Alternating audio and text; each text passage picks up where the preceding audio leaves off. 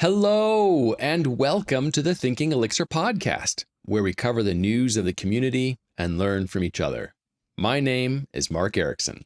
And I'm David Bernheisel. Let's jump into the news. First up, Chris McCord published an interesting little tool that was extracted from his phoenix.new service. So if you remember, that's the fly.io service where you can go interact with an agent and it vibe codes on steroids, interacting with your app, a Phoenix app that is deployed actively and interacting with on-fly machines. Well, in that process, there was a tool he was using called Web.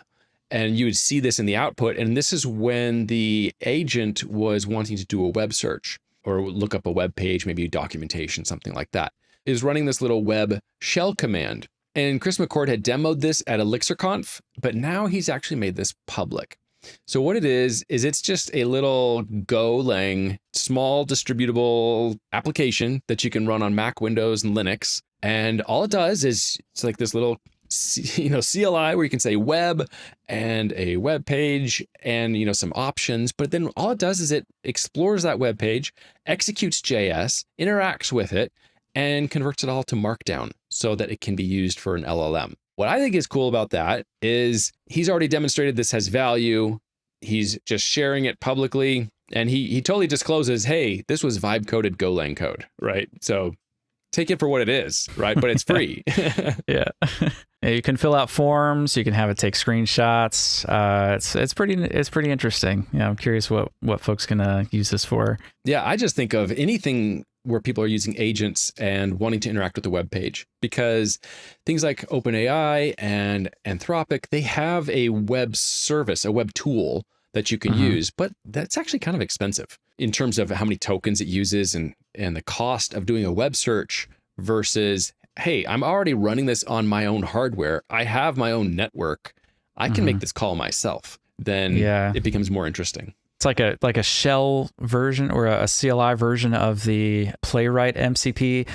Which, speaking of, I think Chrome officially released their own like MCP server for dealing with Chrome directly. Oh, I didn't see that. Yeah, it's going to feel a lot like the Playwright one for what it's worth, but I don't know what the benefits are at this moment, because I do remember watching a video comparing it, and the context window is probably the biggest thing about a lot of these MCP servers. It's like to take a screenshot of the page is going to be like 10,000 tokens. I don't want that. That's gonna take a lot of the space there. This one doesn't really drastically improve anything in that regard. It's just specific to Chrome and the Chrome dev tools, whatever it is. So yeah, this seems like a CLI version of that, which is interesting. Yeah. It's pretty neat. This episode is sponsored by Paraxial.io, the only security platform with true Elixir support. I sat down with founder Michael Lubis to ask this week's security question. For just about anyone who has some security awareness, they've probably heard the phrase security through obscurity. Now, is that actually all that bad to use that as something in your app to try and help be protective? So there's different contexts to this. So bad example would be SSH. If your web server is just open to the public, anyone can SSH in, but you thought, I'm going to change the port from 22 to something else. That's security through obscurity. That's a terrible idea, because if somebody just finds that port, they can break into your company. But my kind of broader hot take is that there is some benefit to this, even though every InfoSec person at Black Hat and DEF CON will tell you no. You saw this with the Mac Windows marketing campaign where Apple said, Macs don't get viruses, referring to the fact that the majority of malware developed is targeted at Windows. There is Mac malware. There's just a smaller amount. So, it was kind of stretching the truth of that statement in the marketing department. At the same time, right now, everyone's watching NPM be this dumpster fire from a security point of view. There was this security worm, which of course could happen in Elixir. The Hex team is fantastic, but this is a problem inherent to all package managers. At the same time, NPM is currently the most popular. It just attracts all the malware developers. So there is this kind of obvious truth that if you're using Elixir and Hex, the probability of being hacked by this package dependency problem is genuinely lower compared to NPM. You're pulling in less software. It's from a smaller group of trusted people. This is like a hot take I'll argue about, where I do think that there is genuine security benefit, even though every security person will be like, no, this is like an absolute iron truth. And if you go against this, like you're a heretic. And it's like, no, it is genuinely a little bit more complex than that. Final example, when I was working at Frame.io, which is an Elixir shop, Log4j happened with Java. So the entire security community was running around trying to find out, oh, are we running Java anywhere in our enterprise? We're going to get hacked. We have to track down all the servers.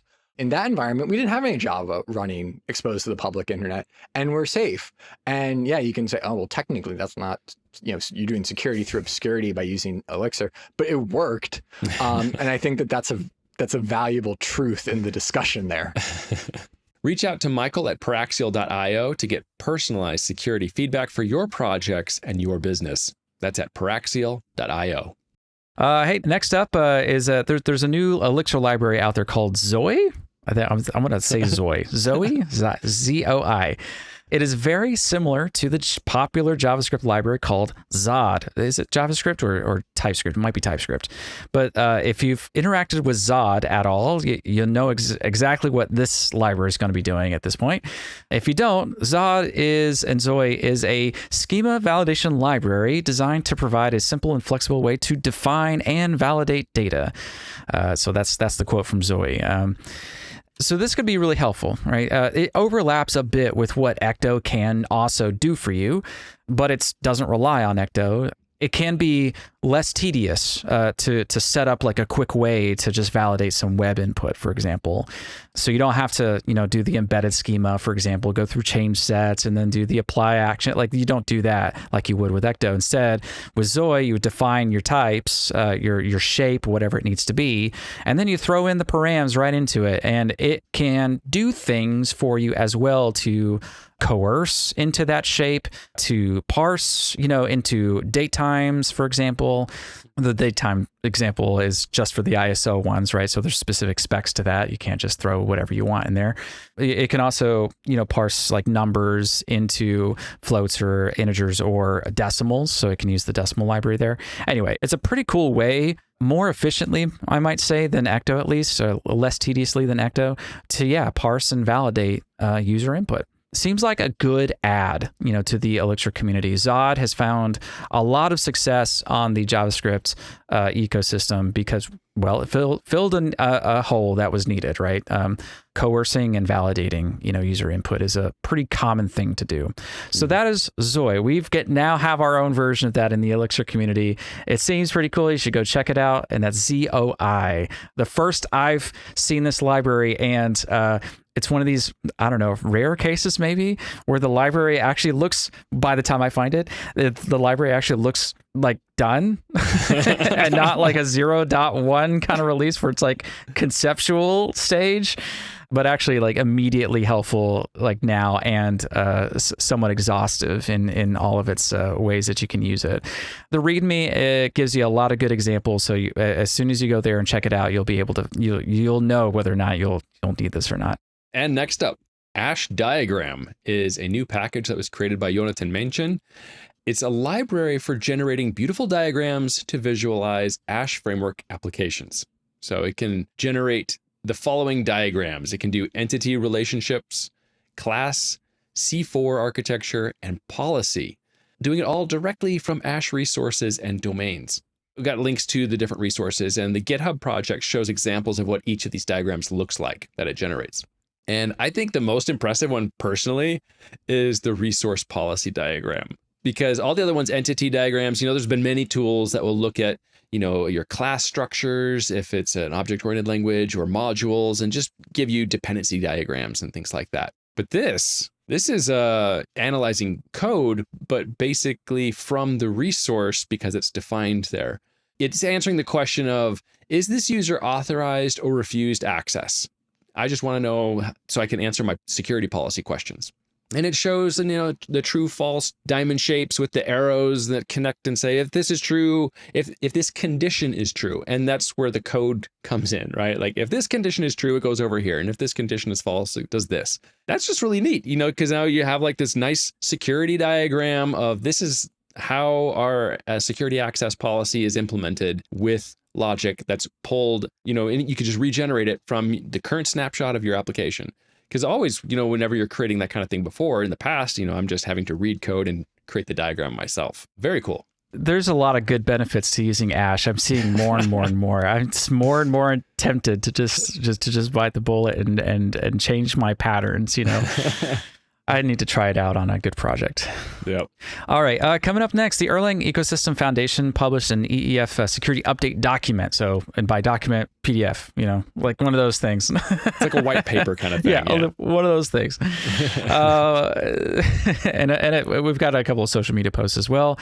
And somewhat in the same space, they also published a blog post about what if the Beam ecosystem got hit by a worm? We've talked about it on the show before. We really highlighted actually one NPM security incident where several packages, and we're talking about billions of downloads, if I recall correctly, being at risk here, or billions in the libraries. I don't know if that was billions of downloads of the affected version, but a big impact range. Let me put it that way.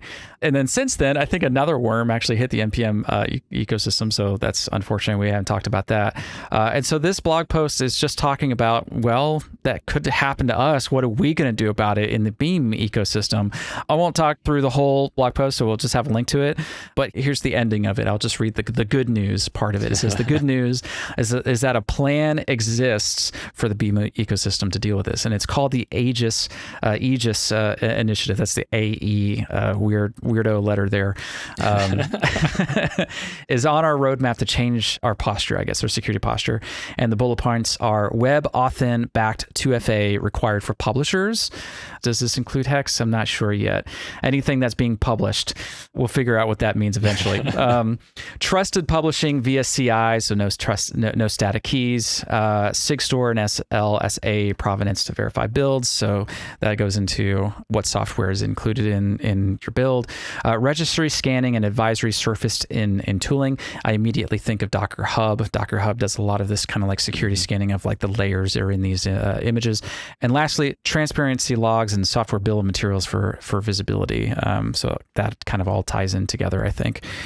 So what does all that mean, right? Okay, great. We got a plan. And this isn't just in isolation or just in reaction to all that stuff. This is also part of the Cyber Resilience Act, which is a big legal act, I guess, primarily in the EU, and the US is going to benefit from this as well. I think we'll probably have some version of it if we don't already. The purpose of that act is to make things like this, the software delivery pipelines, much more secure. So that way, all the world that relies on this kind of stuff isn't so easily attacked and vulnerable. And so the things that they've already accomplished is that they have a CNA operations and open chain certification, and there's other details. What is a CNA again? That's for issuing CVEs, I believe, right? So like we own in the Beam ecosystem our own vulnerabilities and can report upon that. We've now taken that up. We've already talked about it on the news. There are already CVEs on there. So that's already happened, and there are more plans, so all that is still happening. And in essence, that sums up this whole document, is that this is just an update. Here are all the things that we've done. Here are all the things that we're looking forward to. So I'll finish with this. The last, what they're going to be working on in the near future is cross-platform signed OTP builds with the provenance declarations in there. HexPM CVE integration, that's going to be nice. That'll be good. Yep. CNA maintainer education. So of course, like anyone that publishes Hex libraries, you're going to want to know about how to work with the CNA. Well, yeah, like if you need to issue a CVE for the project that you maintain, what am I supposed to do? How do I do that? So knowing that ahead of time is really helpful. Yeah. So that's going to be part of it. And then finally establishing the foundation as the financial fiscal host to fund critical libraries, that are very important to the ecosystem, that basically that are, de facto, that are everywhere, right? We need to make sure that those are taken care of. Yeah, that's a lot. My mind instantly goes to the bundler and Ruby community, and we're not going to talk about that in this episode, but man, that would be an interesting episode, wouldn't it? Because there's a bit of drama out there about this kind of stuff. In Ruby fact, community, yes. Oh, I feel bad. Yeah, for them. we'll skip that. But some of the things just to mention is like the Cyber Resilience Act. I was like, wait, what is this again? I've heard of it. And yeah, it's EU legislation. And in this, there are specific requirements made for open source software stewards. That's where the EEF fits in. And, really to us as developers, I've heard people even make comments like when they see this stuff, it's like, bureaucracy, so dumb. It's like, well, yeah, it is administrative work, but it's important. And the work that they're doing makes it easier for us as individuals, as teams, and as businesses to be able to choose OTP and Elixir in the places where these laws apply. Like if I want to be able to deploy something and be operating in the EU, I'm going to be under these different laws, under those restrictions and requirements. So having this work done up front on the runtime and the community, it lifts so much of a burden for all of us who would want to use that in a company. I imagine being in a company and you say, hey, I really want to use Elixir for this. And the business person says, we could do it in this language or this language. And this one already has all this other requirement stuff covered for us. Otherwise, we're going to have to do all that requirement stuff ourselves, maybe hire somebody to consult and help us check off all these boxes so that we can meet these certifications.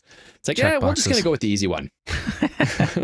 It's like that's why this is important. Yeah, it is very important. Worth noting, you had just talked about AshDiagrams that was created by Jonathan Machen. Jonathan Machen is also on the working group, at least of the security group for the EEF. So he's an active member. We can't ignore that. He is a critical member to our society right now, our Beam society.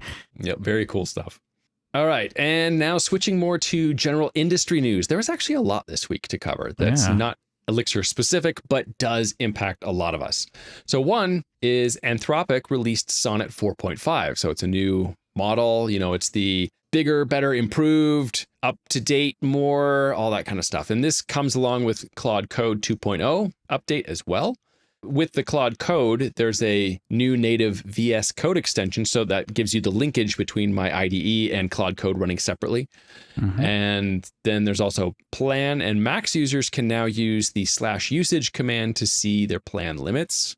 So we got a link to the Claude Code changelog where some of those things are detailed. It's the craziest thing with these LLMs. Like they're just constantly one-upping each other and just newest, latest. I saw on Reddit this. Somebody made the graphic already of like the cycle. So you got all of the big AI companies there. It's like you are currently here in the cycle, which is Anthropic's got the best one now, and then the next one up will be Google's Gemini, and then the next one will be whatever. Yeah, and oftentimes they're best for different purposes. Yeah, so it's like this like Claude Code right now for some time has been the best and most reliable for coding. And not just Claude Code, but like Anthropic's Claude models using Cursor AI, any of the interfaces to it, but their models have been the best at coding. But then other ones are better at different things. So I don't have a link to it right in front of me, but anecdotally, we talked about a couple episodes ago, somebody had ran a benchmark of these. It's one thing to say that it's best at the coding, but coding is such a wide array of languages. True. And so somebody at Tencent, I believe, had published had cut that down per language. Yes. And Elixir scored really well with LLMs. That was one of the takeaways. Yeah, we covered that previously. Just go check our back catalog for that one. It was good. But it did the matrix of like Elixir across a bunch of different LLM models. Open source ones too, included like the Qwen one, I believe, QWEN. So a lot of them do pretty well with Elixir, but Claude was provably the best here for Elixir. And also anecdotally, you can't go to Reddit anymore and like look at like the Anthropic subreddit or the Claude Code subreddit and just trust anything that's in there now, because like it is 90% like it's got to be like just AI bot. I just watched Superman, and what the new one. There's a quick scene in there where they're just in this pocket universe or something, and they just have these monkeys all rage posting on the internet, and I swear that is what's happening in Reddit now. It's just a bunch of rage monkeys right now just posting. It's not real content with real people. It's like it's just AI generated hate on Claude and basically saying they all point to ChatGPT, that ChatGPT is always better now. So then you have this like seesaw back and forth of like, what seems like real people saying like, is this real? I tried out Codex and it just wasn't as good. And but anyway, another reminder, just you can't always trust what you see on the internet. It seems to be getting harder and harder to detect real genuine content, especially with the news too. Like a lot of these news agencies are just like obviously generated. One last tangent, and then we'll get back to the rest of the industry news. Like my wife was like, and all of her friends are seeing this, where all of the Facebook posts, all this Instagram stuff, like as soon as something happens, some actual big news thing, like maybe a tragedy happens, all of a sudden there's all this fake news from all these news outlets you've never heard of that are making these claims that are completely not backed up, and people are all like reposting this. It's just flooding everything. And my wife and all of her friends are like, we just don't even want to be on these platforms anymore. You can't sift through it. It's just all crap. Yeah. So I think the big players, they're going to have to figure out how to solve this, because people are going to be disengaging. Yeah. Okay. Let's move on. Back to the industry news, away from the sad and depressing things. All right, next up is Postgres 18 was released. Postgres 18. I love Postgres. It's so good. So we got a couple of links that go into all the cool things that Postgres 18 is cool for, what it's got introducing into all of our apps, most of our apps probably. Crunchy Data has a post on it. Of course, Postgres.org has a post on it, but we'll try to simmer it down to some of the essentials here. You can find all the details at these links. So Postgres 18 can now do index skip scans. What does that mean? That means your indexes might be multi-column, and previously when you query on one of those columns, you couldn't use that index. You had to use, your query had to have all those columns in there. And so if you were doing some like optimized queries and you selected just the thing that you wanted out of it, and that index had another column that wasn't in there, it wouldn't use it. And so now Postgres 18 will now automatically use that efficient index, even if it is multi-column, but then skip the part that it doesn't care about in that index, which is nice. So translation, more faster. Well, I think what that means is you don't have to be as on top of making sure you have perfect index matches for all the ways that your application is using and querying data. That's true. It's going to more intelligently fall back to something that's already available. That's true. This is probably the rule of least surprises, right? So they don't want to surprise you with an index that you created trying to optimize things commonly using these columns and then not use it because you tried to do good and select less.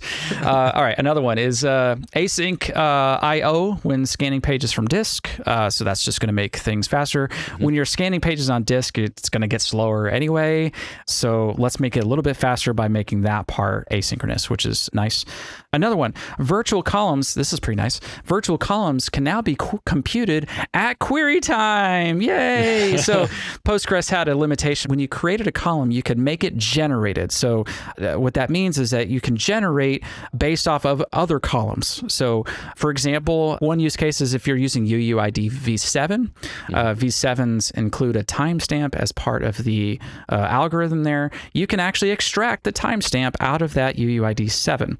If you didn't want to store separate timestamp columns, now you can now generate that. You can say, take that UUID v7 and calculate and strip out that, or not strip, but extract that timestamp out and make that stored in the database. So it is materialized, but that only in previous versions of Postgres, that would only happen on insert, and it actually physically stored that on the disk. And part of the SQL spec, I believe, says that these generated columns can also be virtual, and Postgres just simply hadn't supported that. And now it does. So you can now generate that column and not let it be materialized in the database, materialized in the sense that it's actually storing it on the disk. So it'll now compute that at time of query. So lots of good use cases that you could use this for. One great example off the top of probably Mark's head here is if you have like a JSON B column with a pretty important key in there that you're constantly querying, you could have a virtual column that actually just pulls that right out, and you don't have to restore that separately, even though it's in the JSON B column already. So great improvements. I think that's going to be good. If you want to know a lot more about this, there are, like I said, lots of links that we can that we posted to. There's also a talk that was given at Southern California Linux Expo that goes into much more detail by one of the maintainers of Postgres. So we got a link to that YouTube video. One of the biggest users probably of Postgres generally in the Elixir ecosystem is not only all the Phoenix apps that generate by default with Postgres, but Oben. Oben is like the treasured, library for just getting stuff done on time and durably in your projects. And so this is what the Oben folks said, is that they talked about the asynchronous I/O, which just makes things faster for Oben. They talked about the multi-column B-tree indexes being a little bit better. They also pointed out the parallel builds of GIN indexes. GIN indexes are great, by the way, for some scenarios. Don't forget about them. I always forget about them. There's also some improved vacuum strategies, reduces a lot of overhead. That's true. And then that's also true when you're upgrading, by the way. When you upgrade Postgres, it used to give you a note that says, okay, you've upgraded like from 17 to 18. Now you have to run this vacuum thing so we can trim all of the dead tuples out of there. And that could also take time. Mm-hmm. In fact, sometimes it would take longer than the actual update. You don't have to do that anymore because part of the upgrade process will now, the reason why it would do that is because the vacuum would generate the stats in the background, and the stats are what's used for the query planner to know when not to use certain indexes and things. So you definitely want to do the vacuum thing generally, but now upgrading to Postgres 18 means they'll actually copy those stats tables over too. So it doesn't have to rerun all that stuff. I would probably do it anyway, just to make sure there's nothing missed, but it should be a lot faster. All right, last two, we're almost there. Last two things. Postgres 18 now has a native UUID v7 data type, which is going to be great. I remember having to pull in a PG crypto, I think, which is an extension that is included in there, but you have to opt into it just to get like any UUID generation.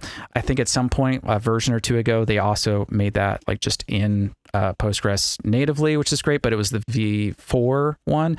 Now there's V7, and just a reminder, V7 is the one that includes the timestamp in the ID, and we want to use that because it makes indexing better and faster.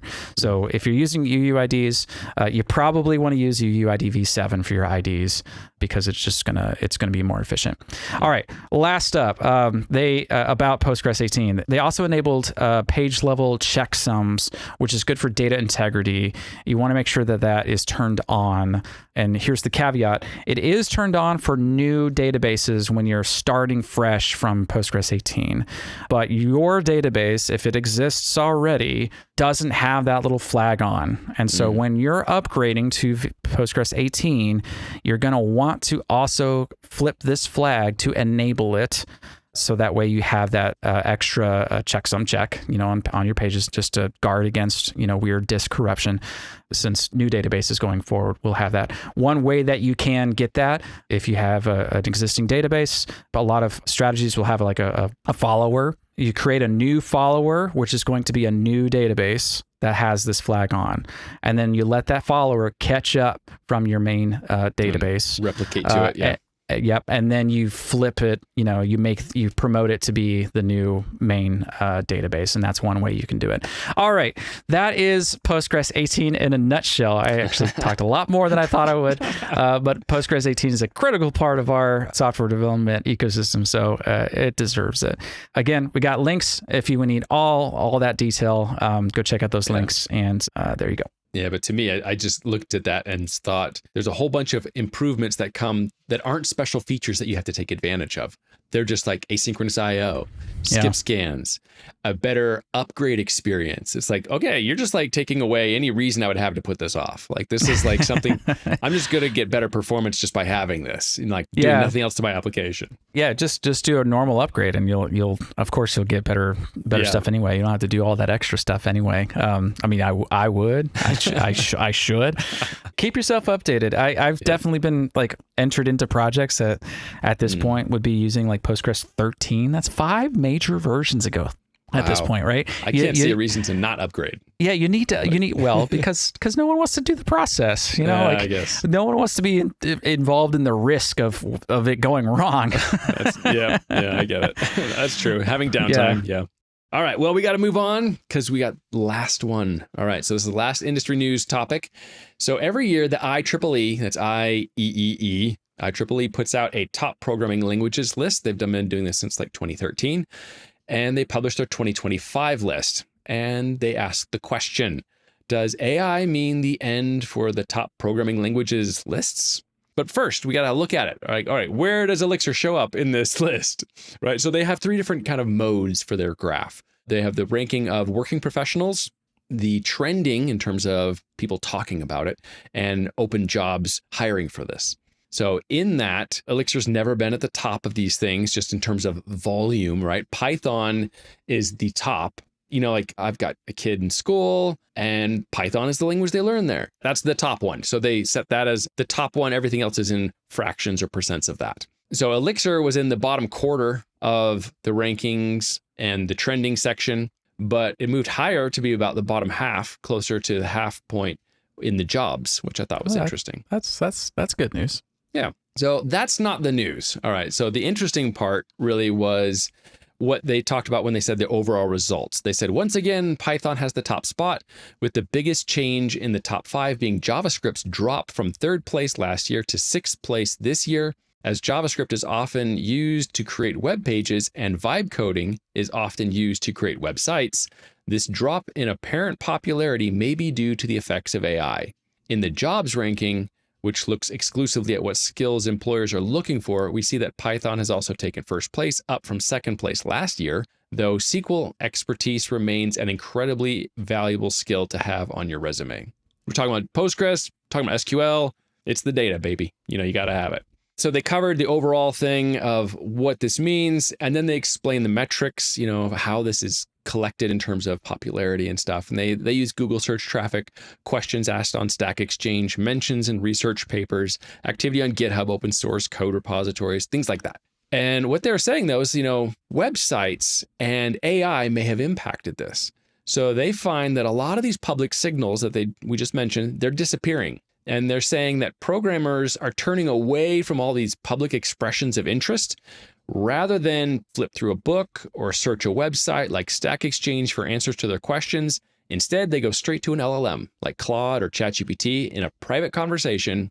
And with an AI assistant like Cursor helping to write code, the need to pose questions in public in the first place is significantly dropping. Their question is, does it even make sense to do these top languages lists anymore because we don't have insights. We don't have the visibility to know what people are actually using because there's a route to go around it to being completely private. Yeah, that's legit. I think that's fair. If they were to continue with that, any of that research that they published and those numbers would just always be with that big asterisk of like, we don't actually know because we don't get that data. Like, what if the medical society did that? Like any research that they publish, but like you can't verify any of it because it's all private. It's like, well, I can't trust it, at that point, right? Yeah. And so likewise with this, even though it's much more casual, less life-threatening than medicine, it's like, it still could give the wrong impression of what is actually true. And so I think this is very responsible of them to just think about this and pose the question at least. Yeah. The other interesting thing that they talked about with this discussion is about the programming language choices that we even make. They say the whole reason different computer languages even exist is because they were created to try and solve specific problems that they were better suited at solving. And they describe it as, you wouldn't control a washing machine with the R programming language, or conversely do a statistical analysis on large data sets using C, but it is technically possible to do both. A human would tear their hair out doing it, but an LLM wouldn't care. Just as long as it has enough training data and ability to write code that accomplishes the task, they can do it in whatever language you want. In the same way that we as developers don't pay attention to what CPU chip it is that we're running on. Is this Intel? Is it AMD? Which version of the chipset? I don't care. Like that's just an implementation detail. And there's a higher level that's actually in between me and that hardware. The question they're kind of positing is, vibe coded programs, the language it's implemented in becomes a minor detail. Like if I don't even know how to code, I'm not even reading the code, then I can say, well, make this in Golang or make this in Django. And I don't care because I'm not reading it. It doesn't matter to me in terms of which language it uses. I may choose because maybe someone says, hey, you should use this language for that. It's like, okay, do it. What's interesting is it may not be the best choice for the problem I'm trying to solve. And it doesn't matter. It will still make it. And it will probably still work to some degree. Yeah, so it was interesting because I was just thinking, okay, if you're talking about a personal blog or a company marketing website, what it's written in doesn't matter, honestly. Whether it be WordPress or Django or Laravel or Phoenix, it really kind of doesn't matter. You just need something to make sure it stays up, and that's it. Yeah. But then they also speculate on the future of programming languages and everything. So it's worth the read for checking out. It's very interesting. So just anecdotally, I was thinking about this the other day. I was involved in a front-end dev interview at work. And the candidate was describing a challenge that they had with a back-end node application. So imagine like multiple node services, and they're trying to interact. And these different node services were sending asynchronous messages to these other services, and they're having these race conditions and problems. And the solution, which he mentioned, which he was really quite proud of, was using a Kafka message bus just to manage being able to send these messages and be able to process them in a serialized way. And I was thinking, man, all I'm hearing is I needed a gen server. It's like, really, that's what he was doing. He's all these little node services, and he needed message passing and a synchronous way to handle them. And, he comes up with this it worked and it solved his problem, but it's like not the best solution in my mind for what would actually work and be a great solution. Because what makes a good solution is more than just, does this work right now? Is this scalable? How maintainable is this? For every service I have, every interaction point, that's another point of failure, right? So now when I have 6 different services all working together, and each one of those has a 99.9999 uptime, but now you start putting them all together, your uptime is dropping, right? It does because of the number of pieces that you have that are moving. So I think, yeah, it matters, but it doesn't stop people from choosing whatever they want to do it in, and they're going to end up with something, right? So I think the reason it matters is because it matters for the business, it matters for architecture, it matters for understanding the complexity of problems. It matters for evolving the code too. There hasn't been a time yet where I vibe coded something that needed to be basically rewritten. I mean, it was a good start. It unblocked me. It wasn't that I needed to rewrite it for my own pride. It was because it needed to be rewritten because I know that this code is going to evolve, and it wasn't extensible. It was going to be even tougher the next time that I needed to vibe code on top of that. Yeah. So many times I've had to refactor things like that. It's like, okay, I like where it's going. That's a good idea. Yeah. That stat, I think of like, this is 20, I'm going to be 20% faster. No, I'm actually 20% slower. It has pretty much rung true for me so far. It's like, no, it's definitely interesting, but no, the extensible, parts of the code here, at least by default without a lot of like optimizing what these agents are doing and LLMs are doing with like all of your own custom memories and processes and stuff. Like if you're just using it, like what most people are probably doing, it's impressive that it can get there and it can work. But if that's going to be a thing that you rely on all the time and need to extend, it's going to be trouble. Yeah. Just as an example, like for myself, I created a little static website, personal project. I did it using Hugo, which I don't know anything about. But I did some research and found like it's a Go based, and this does kind of what I want. And what I want is static pages at the end of it. So used AI to help vibe code this whole thing, using YAML pages for all the contents, and it did it, and it works great, and it's static and it's perfect. So like in that way, it doesn't matter. But when you're building a system, when you're building a company, when you're building a business on top of it, it matters. And that's why more than the language, what matters is understanding the architecture, the design choices, the complexity of systems. And that's where I think the Beam is really more impressive, because it's not just a language, it's a runtime. Yeah. And the runtime has all of these powers that we rely on that we take for granted. I've been using it so long, I just take for granted that I can do some of these things. Anyway, it's an interesting, thought-provoking read. Got a link to that. You can check it out. But unfortunately, that's all the time we have for today. Thank you for listening. We hope you'll join us next time on Thinking Elixir.